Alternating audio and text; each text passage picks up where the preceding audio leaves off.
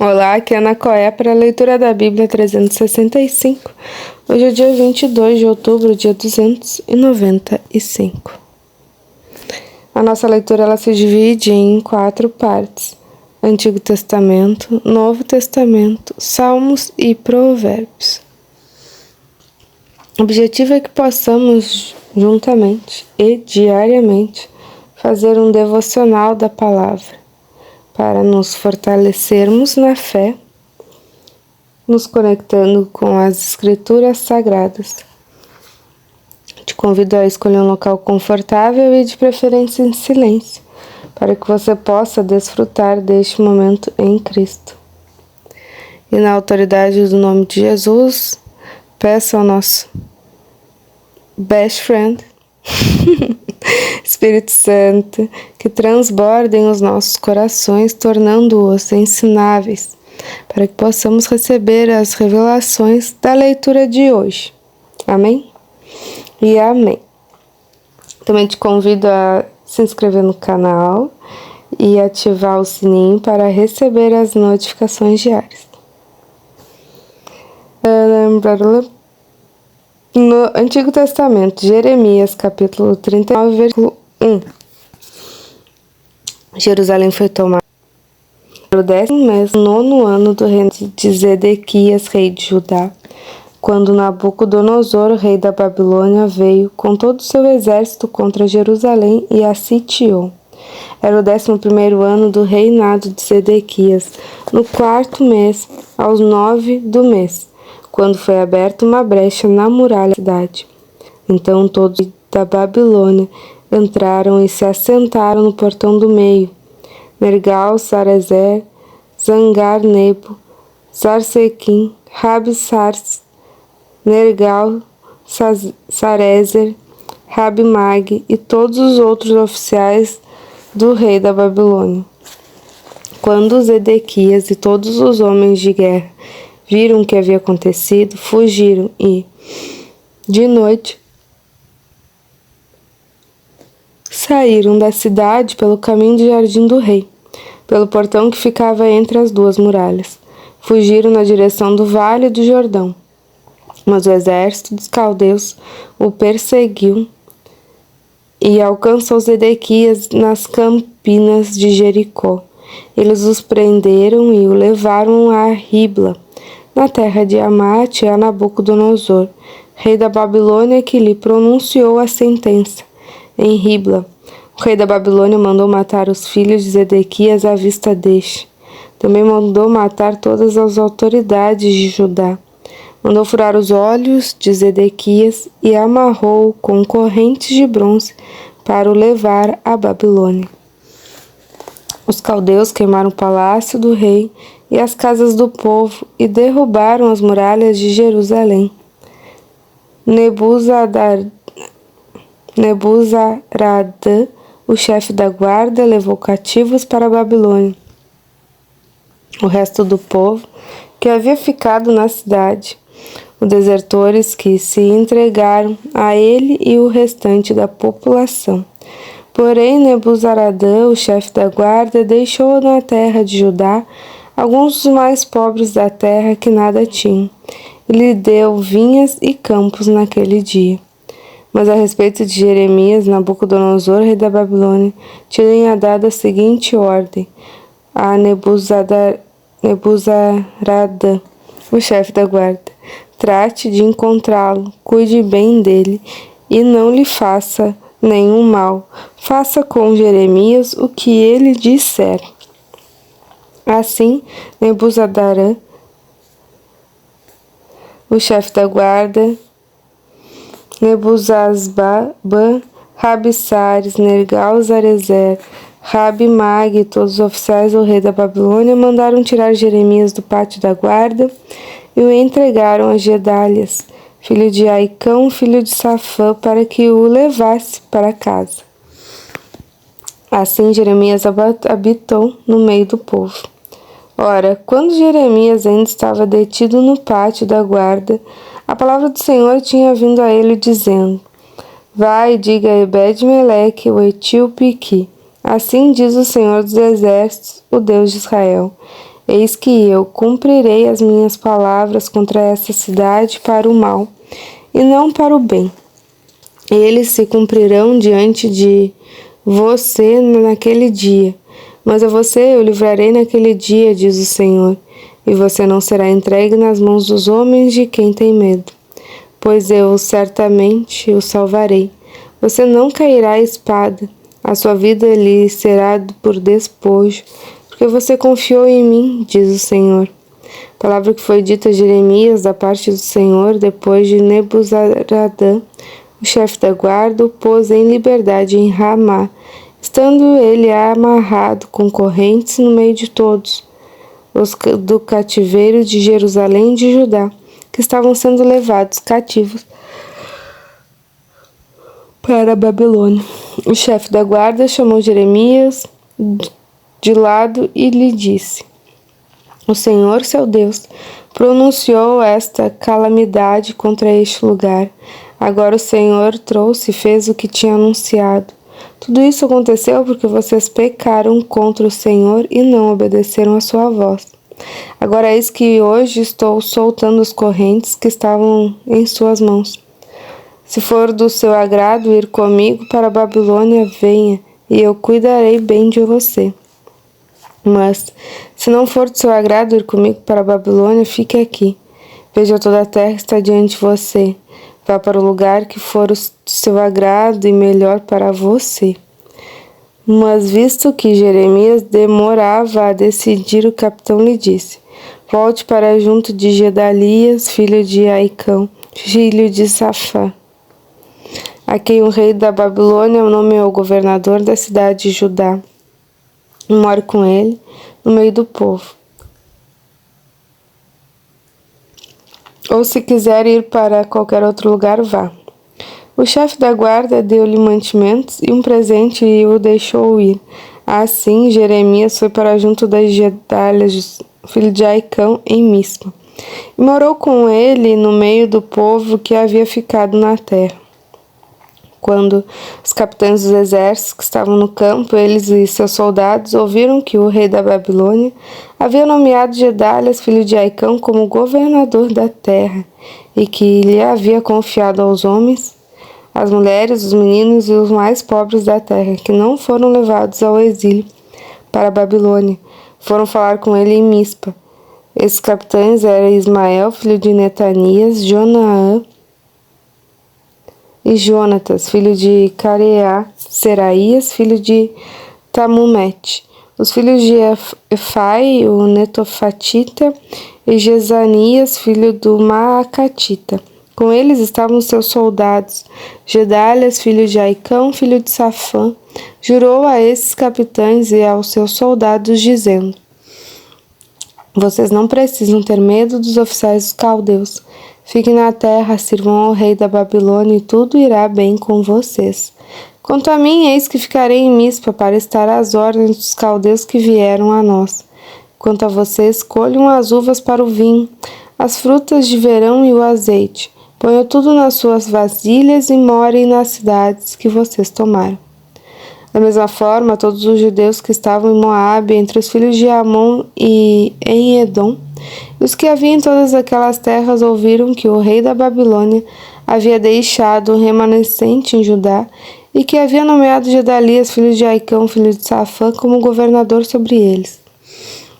Então todos os judeus voltaram de todos os lugares para onde tinham sido dispersos e vieram à terra de Judá para junto de Gedalias em Mispa.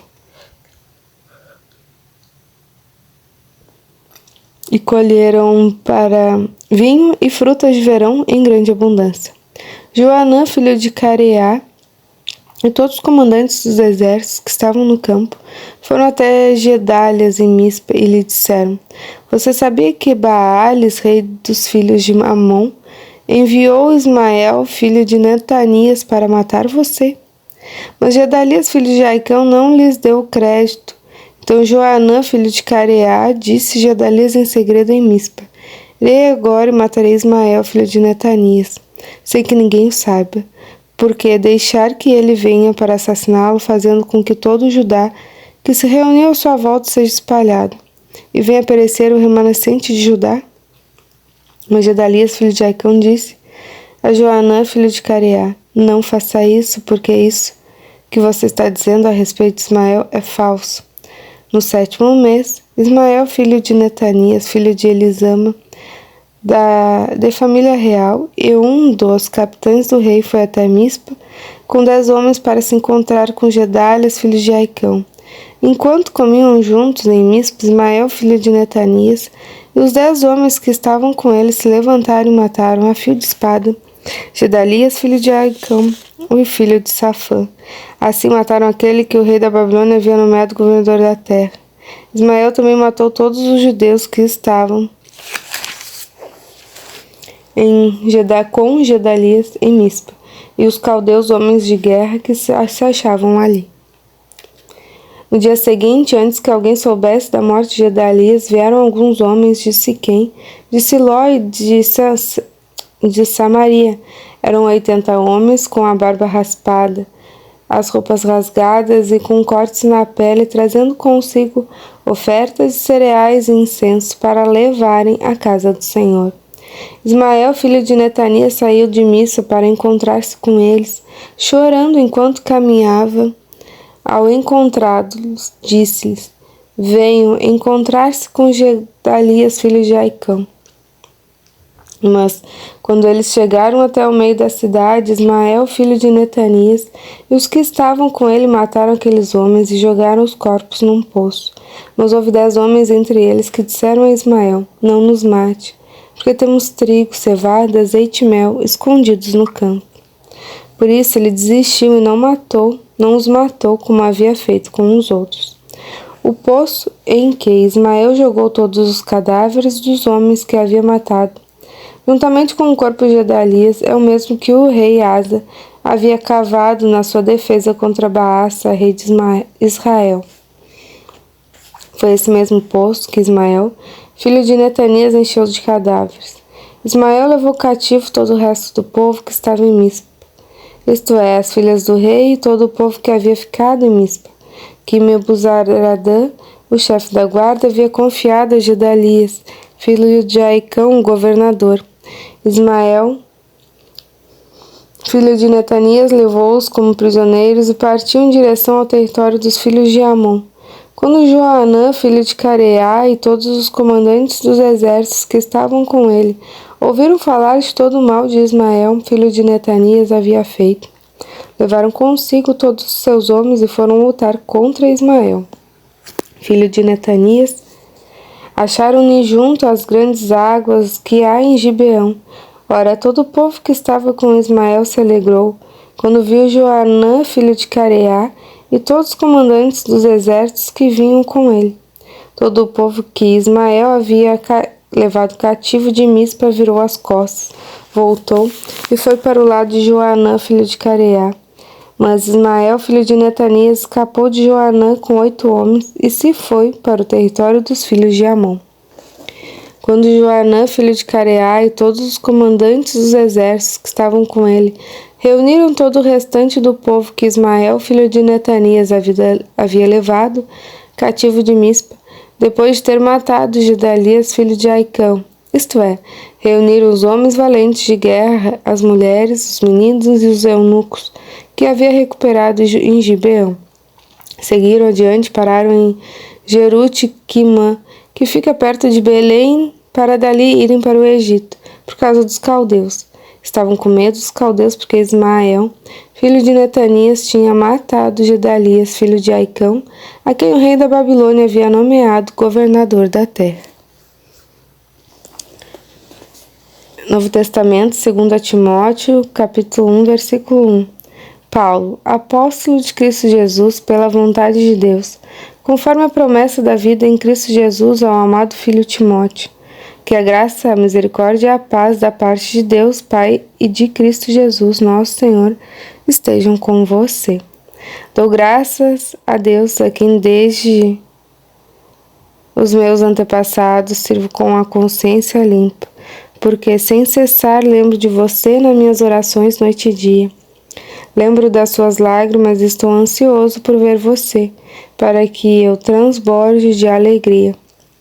Lembro da sua fé sem fingimento, e a mesma que primeiramente habitou em sua avó Loide e na sua mãe Eunice, e estou certo de que habita também em você. Por essa razão venho lembrar-lhe que revive o dom de Deus que está em você pela imposição das minhas mãos. Porque Deus não nos deu espírito de covardia, mas de poder, de amor e de moderação. Portanto, não se envergonhe do testemunho de nosso Senhor, nem do seu prisioneiro que sou eu. Pelo contrário, participe comigo dos sofrimentos a favor do Evangelho segundo o poder de Deus, que nos salvou e nos chamou com santa vocação.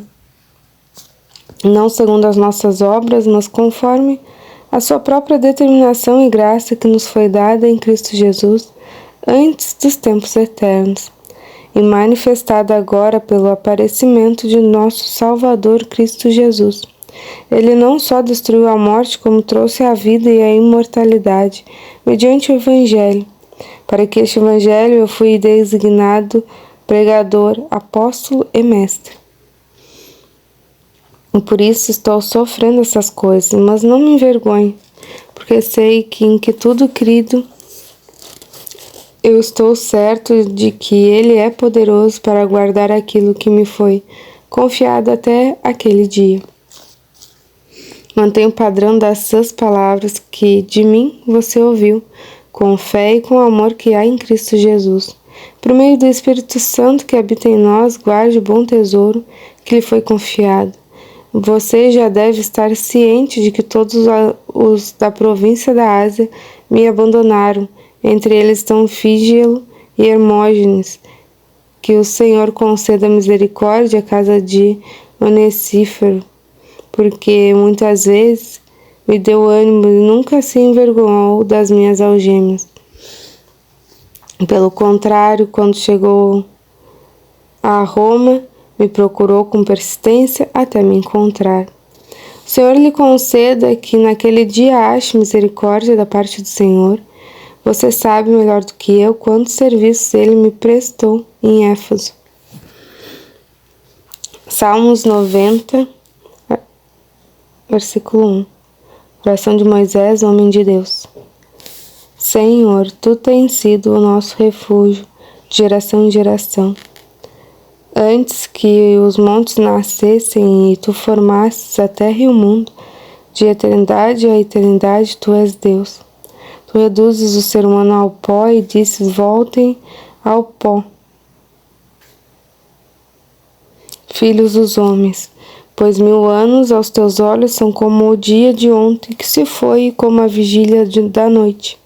Tu arrastas na torrente, são como um sono. São como a relva que floresce de madrugada. De madrugada vicege e floresce, à tarde murcha e seca. Pois somos consumidos pela tua ira e pelo teu furor conturbados. Pusestes as nossas iniquidades diante de ti sob a luz do teu rosto, os nossos pecados ocultos. Pois os nossos dias se passam na tua ira, acabam-se os nossos anos como um breve pensamento. Os dias da nossa vida sobem a 70 anos, ou se havendo vigor a 80 nesse caso, o melhor deles é a canseira e enfado, porque tudo passa rapidamente, nós voamos. Quem conhece o poder da tua ira e a tua cólera segundo o temor que te é devido? Ensina-nos a contar os nossos dias para que alcancemos. Coração sábio, volta-te, Senhor. Até quando estarás indignado? Tem compaixão dos teus servos. Sacia-nos de manhã com a tua bondade, para que cantemos de júbilo e nos alegremos todos os nossos dias. Alegra-nos por tantos dias quanto nos tem afligido, por tantos anos quantos suportamos a adversidade. Aos teus servos apareçam as tuas obras, e a seus filhos a tua glória. Seja sobre nós a graça do Senhor nosso Deus. Confirma sobre nós as obras das nossas mãos, sim, confirma a obra das nossas mãos. Salmo 91. Aquele que habita no esconderijo do Altíssimo e descansa à sombra do Onipotente, diz ao Senhor: Tu és o meu refúgio e a minha fortaleza, o meu Deus em quem confio, pois ele livrará você do laço do passarinheiro e da peste perniciosa. Ele o cobrirá com as suas penas e sob as suas asas você estará seguro. E a sua verdade é proteção e escudo. Você não terá medo do terror noturno, nem da flecha que voa de dia, nem da peste que se propaga nas trevas, nem da mortandade que assola ao meio-dia. Caiam 1000 ao seu lado e 10.000 à sua direita, você não será atingido.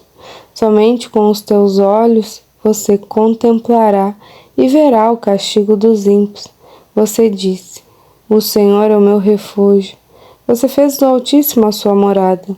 Nenhum mal lhe sucederá, praga nenhuma chegará à sua tenda, porque aos seus anjos ele dará ordem a seu respeito, para que guardem você em todos os seus caminhos. Eles o sustentarão nas suas mãos, para que você não tropece em alguma pedra. Você pisará o leão e a cobra, com os pés esmagará o leãozinho e a serpente. Deus diz: Porque a mim se apegou com amor, eu o livrarei, eu o protegerei, porque conhece o meu nome. Ele me invocará e eu lhe responderei. Na sua angústia eu estarei com ele. Eu o livrarei e o glorificarei. Vou saciá-lo com longevidade e lhe mostrarei a minha salvação. Provérbios 26, 1 e 2. Como a neve no verão e como a chuva no tempo da colheita, assim a honra não fica bem a um tolo. Como o pássaro que foge, como a andorinha no seu voo, assim a maldição sem motivo não se cumpre. Terminamos mais uma leitura diária. Muito grata por este momento com Cristo, em Cristo. Tenha um extraordinário dia. Deus abençoe você e a sua família. E até amanhã.